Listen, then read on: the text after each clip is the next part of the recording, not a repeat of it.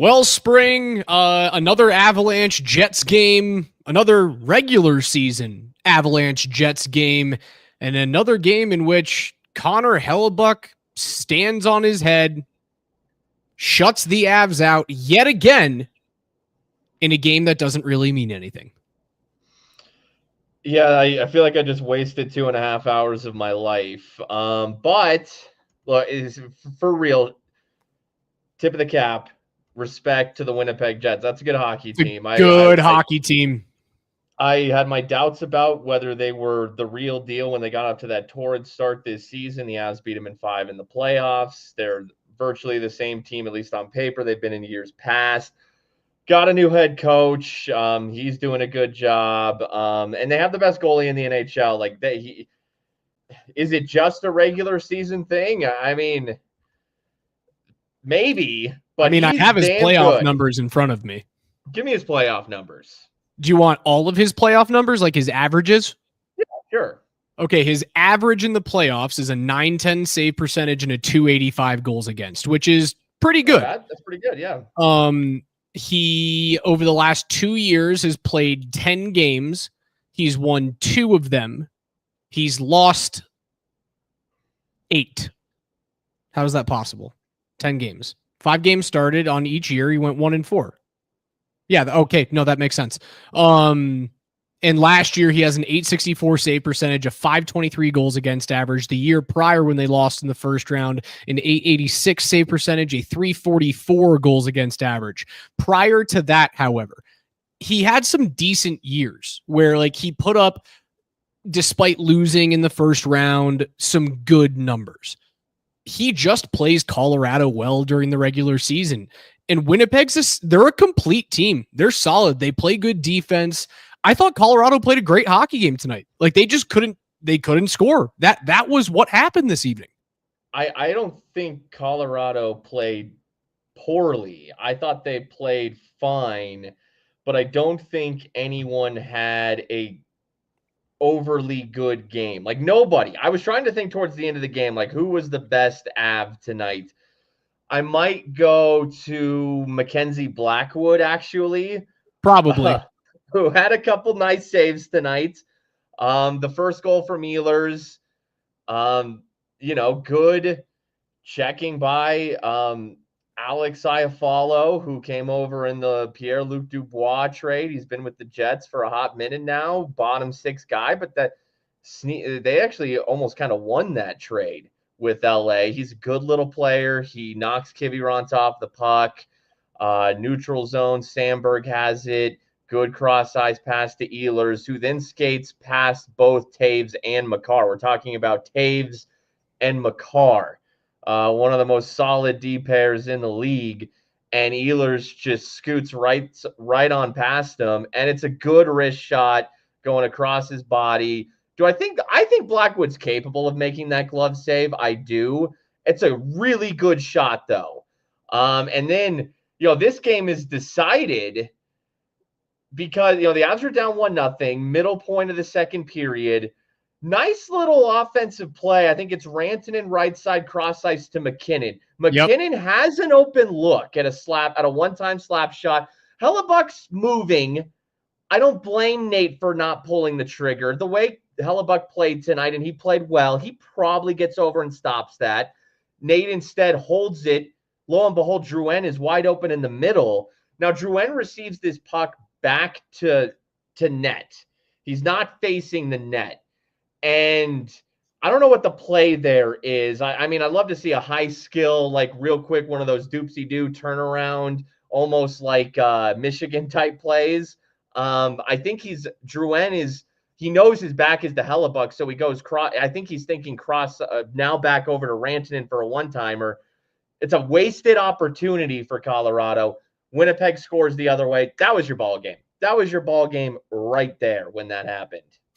Yeah, the power play continues to, again, I think they move pucks well to Spring, where they're getting into scoring opportunities, but either one not hitting the net or two making the extra pass.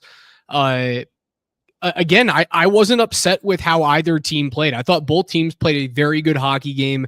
I thought Connor Hellebuyck was very good when he needed to be, and the Avs didn't capitalize on their scoring chances when Winnipeg did. I mean, Winnipeg did get a bounce, right? The Scheifele goal is a bounce that goes their way. However, if the puck gets through the Colorado defense there and doesn't hit a stick, the way that Connor throws that puck, it looks as though it was probably going to be something off of Blackwood's pad, and then Scheifele's wide open there. It was a missed assignment, a missed switch, either between DeHaan and Makar. Probably Makar needs to shut down there and go to the post rather than following his player from around the net up into the slot. I think he realizes that last second, but sometimes bang plays happen in this league.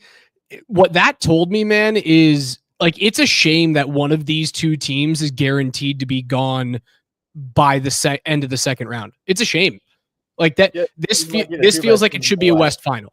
Yeah, these might be the two best teams in the West right here. I think Vegas is still pretty good. Edmonton is still good, man. Edmonton struggled with Chicago a little bit tonight. I think they're going to sneak away with one, but Chicago had a 2-goal lead. How about those mighty Blackhawks? That Avs loss doesn't look so bad right now, huh? No, but for Winnipeg. Oh, actually, real quick before I get to this, on the not the game-winning goal, the insurance goal, the second goal for Winnipeg. The missed opportunity at one end, and then there's as the puck finally gets out, and the Avs blow their offensive zone possession. They get a little bit of a line change, but not a full line change in. So Makar's stuck out there. He'd been out on the ice a while. Drouin was stuck out there. He'd been out on the ice a while. They got Lehkonen on. They got Mittelstadt on. That's the sequence of the game. And then Winnipeg, they didn't take their foot off the gas after that. Was it Ehlers again who hit a post from deep? They had a couple other good looks. They were swarming. And so now I'll get to what I was going to say in regards to Winnipeg. Last night they started Eric Comrie. They didn't chicken out like they did when they had a back-to-back with the Avs on the back end a week or so ago. Yeah, they went Comrie last night, and hey, it was admirable. Winnipeg got a point in a low-scoring 2-1 loss in overtime at home to the Kings. For them to come around, now they don't have to get on a plane or anything. I think that's a different element to a back-to-back when you're at home for both of them. But to come back the next night and they get a point with Comrie, and then they know they're going to Hellebuyck, and they brought an effort. Didn't look like they played last night. I don't think the Avs played poorly, but I definitely think Winnipeg skated better tonight. Winnipeg wanted it more tonight. They were the deserving winner. This was a deserved 2 points. It's impressive. It's impressive. That is a good team. Yeah, I certainly don't think that the Avs got goal lead this evening. Is it frustrating that you've thrown 57 pucks at Connor Hellebuyck this year and 0 of them have gone in? Yeah, it's frustrating, but you also get to hold up that big cue card of, hey, we scored 24 goals on you in 5 games last year, and it should have been a sweep had Alexander Georgiev not been worthless in game 1. And granted, Georgiev was way better for the remainder of the playoff run. You do get to throw that up as an Avs fan. You get to go, well, prove it when it actually matters. The fact of the matter is this: Connor Hellebuyck is a Hall of Fame goaltender. He is, regardless of what he does in his postseason career. He's going to win another Vezina Trophy this year. I know that Blackwood has gotten into the conversation because of how he has stabilized the crease for the Avs. But if Hellebuyck wins another Vezina, you are a Hall of Famer, regardless of what he does in the postseason, because of how many wins. You know, that's his 6th shutout of the season in just 34 starts. That's the Winnipeg record. He's started 34 games. He has 6 shutouts. He's great. Spring, you said it very, very succinctly at the beginning of the show. Connor Hellebuyck's the best goaltender on planet Earth. Yeah, he's been a good goaltender in this league, and then last year he took that jump to the elite level. It's marred by an early playoff exit where he didn't play well. But okay, second season after he really solidified himself from being an upper tier to part of the true top tier, like the top 3. That's where he got himself last year, and he's parlayed it. It's the real deal. Better. He's been better. You're right. He's been better. So if you're Winnipeg, you're expecting, you're not losing in 5 this year. You would think that I would think regular season Hellebuyck, like if let's say the Avs and the Jets play in the playoffs again, it won't be 5. It will be much tougher. And this Jets team learned from last season when maybe they were just a little ahead of their skis. They seem more ready for it this season. But the Avs have the goaltender to match up with it too. They really do. The goaltending was not the problem tonight. The goaltending has not been the problem in any of their recent losses. It's been the skating, and I do think that this was a playoff rematch. What did the Avs miss in the playoffs ultimately last year? Valeri Nichushkin. This is a game tonight where he would have made a world. It's these when you're playing. Points wise, the best team in the West. I think they're ahead of Vegas. You need a Nichushkin. You do. You're right. This was one of the games. I can't remember who said it in the comments. I saw it very, very early on. This is one. Ben says it. These are the games where you see the gaping hole in the lineup when Val isn't there. And you did see that tonight. You saw the fact that you didn't have that 6'4", 225 power forward to get to the middle of the ice and to get as close to the blue paint as possible. Like that's where you miss that player. And Winnipeg does one thing very well defensively. They pack the house. They do not allow grade A scoring chances all that often. And even when you have to go high to low or roll into a 3 high and get shots from the point, like the Avs do, having the most points created from their blue liners, it's really tough to get those shots through. I mean, like case in point, Sam Malinsky at the end of the final power play of the game, like he waits a full second too long. And it's just too easy for Stanley to get in front of that puck. Winnipeg clogs the defensive zone really, really well. I hope these two teams meet in the playoffs. Again, I think it's a shame that it's either going to be in round 1 or round 2. That's for me to hate Gary Bettman for. I understand that they want to go through division. Like you have to win your division to then win the conference, to then win the cup. I understand that progression, and they want to make regional rivalries a thing. I think these are the two best teams in the Western Conference. I do. I really do. And I think you made a really good point. Mackenzie Blackwood, while he doesn't make goaltending a check mark when you look at Winnipeg versus Colorado, it's way less of a strength for Winnipeg as compared to the Avalanche this year than it was last year. And that's what gives me hope going into the postseason when you see them. Yeah, no. Winnipeg's a big team. Scheifele's a big dude. Connor's not small. They got big forwards. They're big up and down. The Avs without Nichushkin really only have one bigger dude in the top 6, and that's Rantanen. And I thought this was the first game in the last 3 where Rantanen was held in check more so. The only, I said I thought Blackwood was the Avs' best player tonight. I would say after that, Arturi Lehkonen, Ross Colton, I thought they worked hard tonight.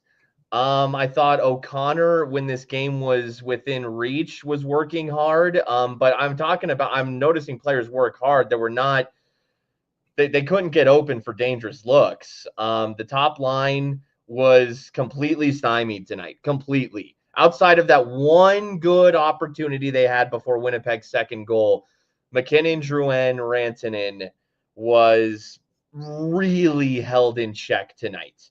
But okay, if this is a playoff matchup, if it's Hellebuyck on the other side, Blackwood on one side, Avs only allowed 2 goals tonight. And even though the Avs offense wasn't its best and Winnipeg was tough and the Avs couldn't break it, the Avs can score 2 goals on the Winnipeg Jets.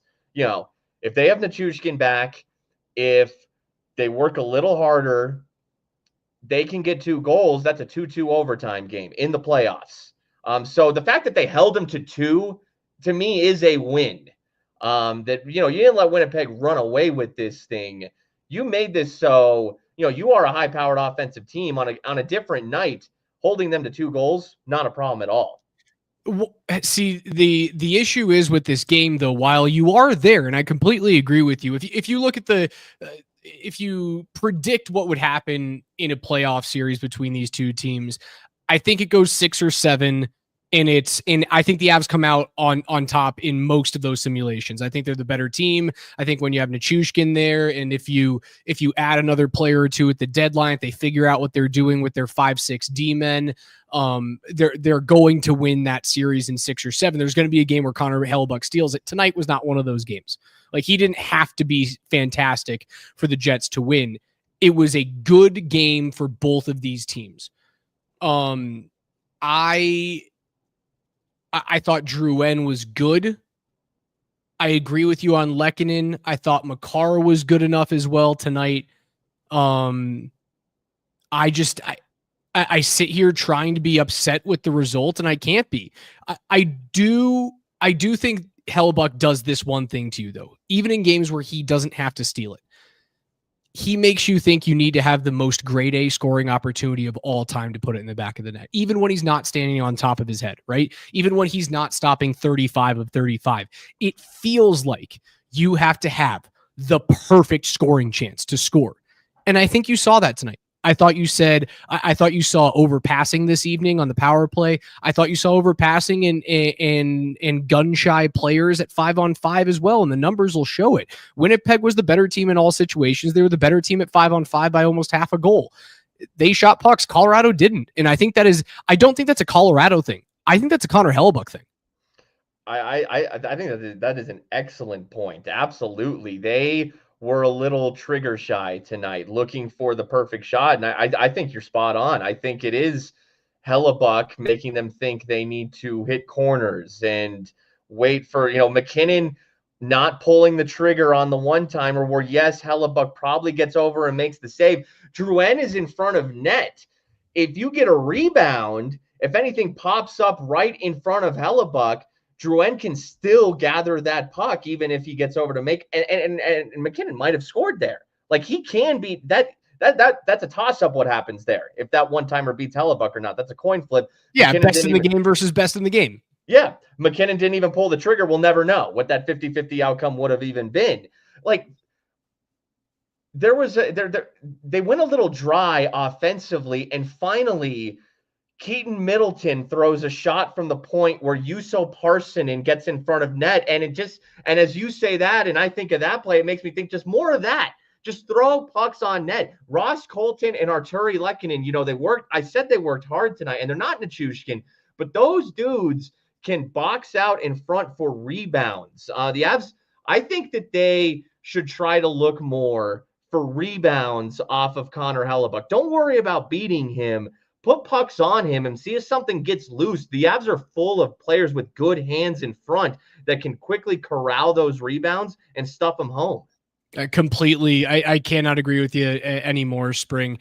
Again, it's a loss that makes you go, I wish they would have made it closer. 3-0 looks a little bit worse than the game was. And then you think about who's in net and you go, oh, well, it must have been Connor Hellebuyck. It wasn't. It was just a good team playing a good game at home on the second leg of a back-to-back. And how the Avs played a really good game against Minnesota and won the second leg of a back-to-back. Winnipeg did tonight after losing in overtime to LA just 24 hours ago on tired legs. Good game. I think that's something that they needed to prove to their hometown team that, like, hey, we got this. Like, we know what happened last year in the playoffs, but we're still a good enough team to maybe get past Colorado in the playoffs. I think that if you look at it, the Avs this year, maybe like Dallas comes to town later on the season. When do we see Dallas next? Let me look at the schedule. You see Dallas at home on March 16th. I would bet a lot of money Colorado plays a phenomenal game in front of their home crowd to go, hey, listen, we got this. And I think that's what you saw from Winnipeg tonight. Dallas is coming to town this Saturday. Oh, are they part of this upcoming or homestand? I didn't know that. They are. Okay, they are. There you go. Even earlier, 2 months earlier than I thought. No, and look, we saw the Avs do what Winnipeg did tonight. What Winnipeg did to Colorado tonight was what Colorado did to Florida on Monday night. It was identical. I thought the way Colorado played at home against Florida was strong. It was with purpose. They wanted that thing. I think Colorado wanted this thing. Winnipeg, Just like the defending champs and the Panthers come to town, this was the Avs come to town who just eliminated them. Hockey night in Canada, Saturday night. They needed that one. No Nichushkin. They went out and got it. And, you know, dude, this homestand coming up, this 4-game homestand, these are 4 fun teams. There's question marks around a couple of them. And who 5-game homestand spring. 5-game homestand, excuse me. Oh, all 5 of them are great. Yes, I missed Winnipeg on the back end. The Avs will get a crack on their home ice against Winnipeg to close this homestand coming up. The first team coming to town, believe it or not, by far the worst team. By far the worst team they will face. It's amazing because who would have guessed this at the start of the season?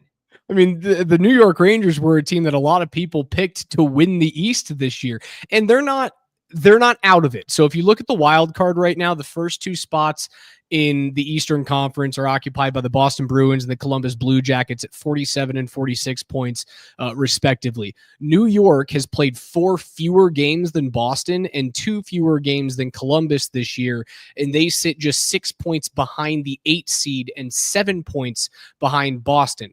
I still think the Rangers find a way to get it done and get into the playoffs as the 8 seed. Well, they won. Let's see. They won their last game. They are a game under 500. They've crawled out of the cellar, like you tell said. Tell me one team that's ahead of them in the standings right now, from the number 8 seed down to where they are. Tell me one team that is legitimately better on paper than the New York Rangers. No, the Rangers are better. They're better on paper. They are better than the Penguins and the Jackets in front of them. Yes. And then the top 3, we can start having debates. Shesterkin's hurt. I don't know what his timeline is, but I will say this. I mean, one way or another, I mean, the Rangers, they're like you said, they will make a push. You're going to get a desperate Rangers team on, what is it, Monday night? Tuesday night. Tuesday night. Avs get 2 days off. That's nice coming off this 3-game road trip. They'll get Sunday, Monday off. You'll open against the Rangers, who are still good on paper. Jonathan Quick is an admirable backup at this stage of his career. Like, I don't think that I don't look at no Shesterkin as, that there's an opportunity. Quick's playing well. He has played well for the Rangers the past couple of years, and the Rangers are going to be desperate. So that's a little scary. Nichushkin will play on this homestand at some point. We will see if it's as soon as Tuesday night. You need Nichushkin back.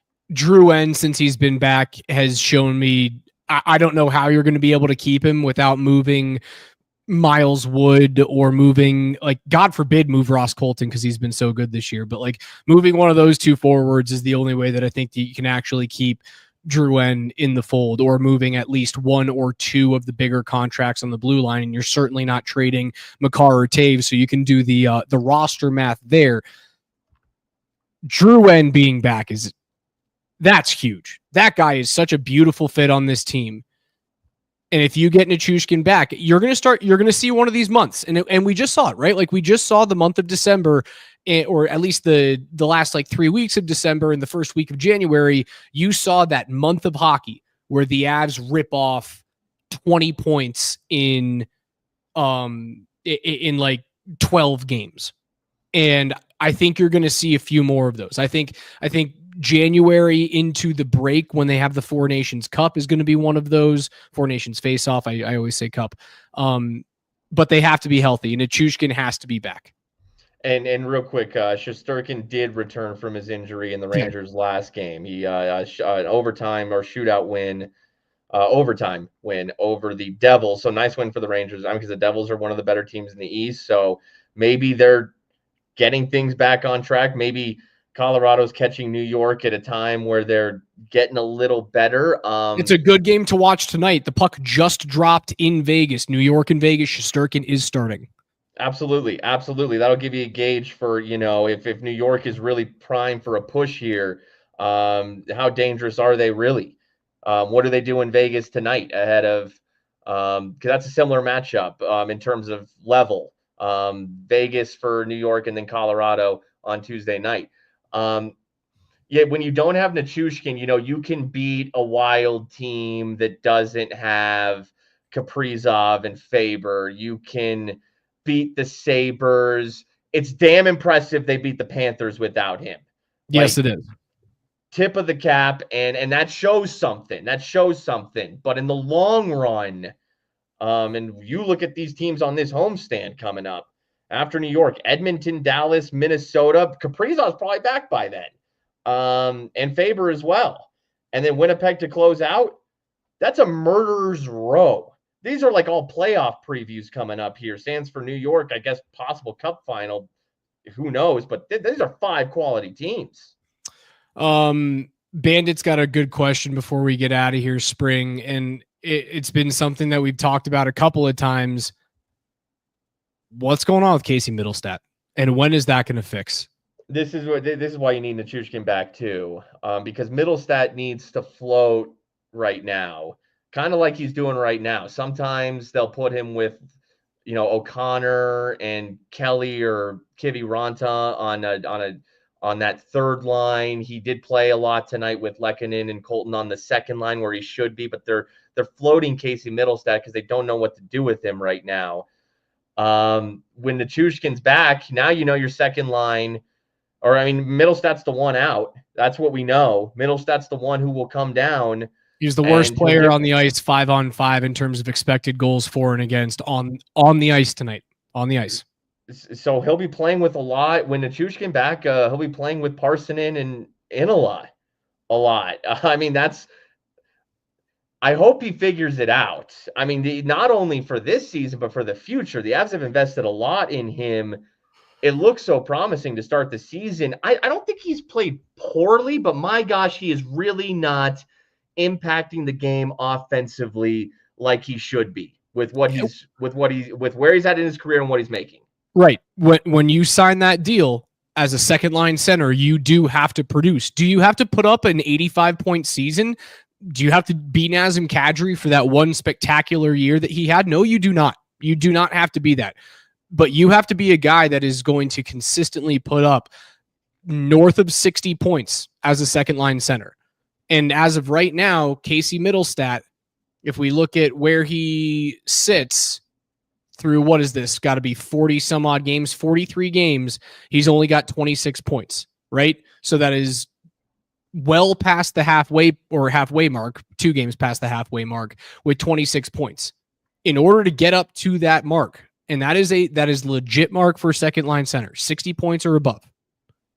He has to go on a tear in the second half of the season. And it's going to be tougher to do with unless someone else in the top 6 has to exit once Nichushkin returns. It's going to be tough to accumulate that number of points when you're playing the bottom 6, and just the ice time shrinks. The opportunities dwindle, but it is an opportunity for him to play. If Casey Middlestat's on your fourth line, he gets better matchups.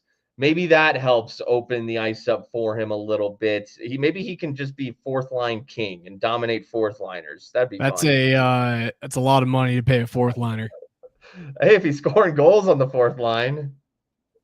Or I don't know. Look, I think Parker Kelly's played a damn good season. But is Middlestat 3C with O'Connor and Kiviranta next to him? I know they really like that Kelly, O'Connor, Kiviranta line, but yes, they do. Maybe it is Kelly who goes and plays on the fourth line and Middlestat plays with. I'm sure that they want that. I don't even know if they feel like he deserves that right now, though. Not right now. He just hasn't been good enough. He's been fine. He hasn't been a black hole defensively. But there's a difference when you go bottom 6 and top 6 forward. Bottom 6 in this league, success is like, did I get out of the game even? Right? And is my plus minus a 0? If the answer is yes, more often than not, that's a decent game from a bottom 6 player. It really is. Top 6 player, it's not, right? Like even should be your baseline. And then you should look at +1, +2. Did you contribute on a goal? Were you not a black hole defensively? That's when you talk about top 6 players. Right now, I'm gauging his game on, did you get scored on? And that's not a $5.75 million question. And one thing I was more optimistic about him too when they acquired him from Buffalo, and I'm pretty sure looking at at the time that his faceoff numbers with Buffalo were pretty solid. Not world beating or anything, but respectable. And I'm telling, night in and night out, he is under 50% on the draw. He was 5 of 13 tonight, and he was him and Kale. Kale was one of them. Him and Kale were the only two -2s tonight, the only two on the ice for both goals. But night, it's okay. You're not scoring. You're not setting up goals. You're not really dangerous in front of net. Can he at least win faceoffs for me as a center? And I know that that's not the Avs' bread and butter. And I know that the faceoff is a little overrated, but can he at least do that for me? And he's not even doing that right now. He's at a 40% clip right now. His career mark is 44.9. He has never had a full season in which he has been 50% of or over. His best season in the National Hockey League was back when he was 22 years old. His fourth season in the league, his third full season, or sorry, rather second full season. 49%. He was a 47% face-off man in his 18 games last year as an Av, 47% in 62 games in Buffalo. 40%. Yeah, that's well below his career best season of 49%. That's well below. Yes. Yeah, I mean, I need you as the center. If you gotta you're in basketball, shots not falling. Okay, play some defense. What can you do for me? Get some steals, get some blocks, something.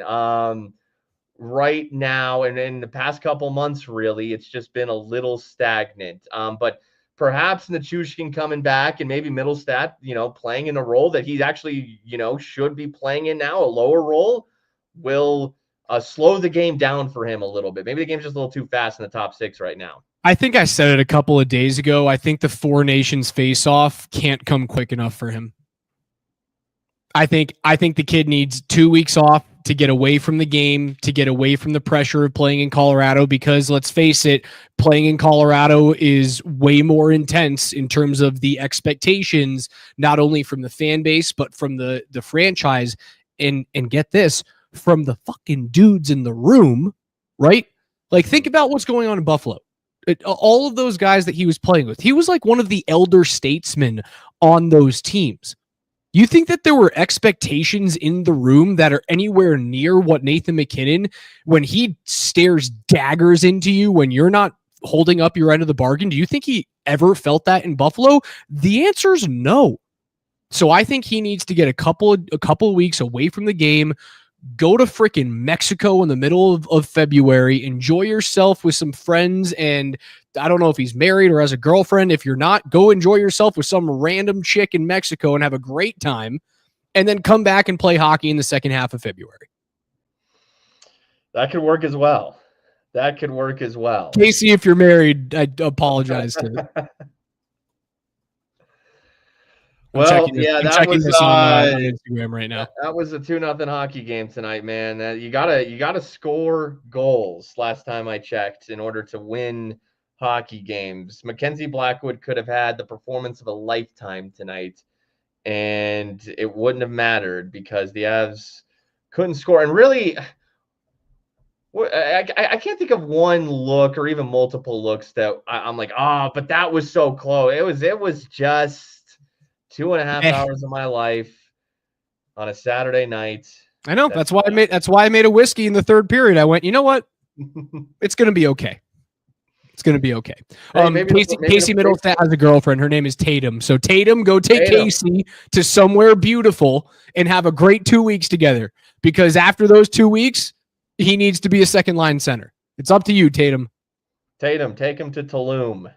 Do something. Tulum's a good place. Maybe the Broncos will bring better vibes. How about the Chargers? Doesn't matter who their head coach is. Chargers going to Charger. Didn't think that was going to happen. I saw a world where the Texans won a close one. I didn't see a world where that happened. I like the Chargers to win that game. Man, yeah, that's brutal. All the Jim Harbaugh, all the platitudes that he threw his quarterbacks way. just built him up like he was a giant among peons. And Justin Herbert was the most mid quarterback in the world. How do you Yeah, he compliment was. that guy after that? Who's more mid, Justin Herbert today, or what we've seen for the last like 2 hours and 15 minutes out of Russell Wilson as they're down 28-14? At least Russ has got 2 touchdowns and 200 yards. I've only scoreboard watched that one a little bit. Yeah, no surprise there. Hey, yeah, but you're right, Russ, better than Herbert today. At least he's fighting. I think the Ravens are good. Spring, I think they're going to cover tomorrow. I completely agree. Denver is, I mean, does the 30-24. Does the Chargers game scare me now though? Because everything I've been saying about the Broncos, because all week I've been saying I like Denver plus 8.5. I think this is at least a close game.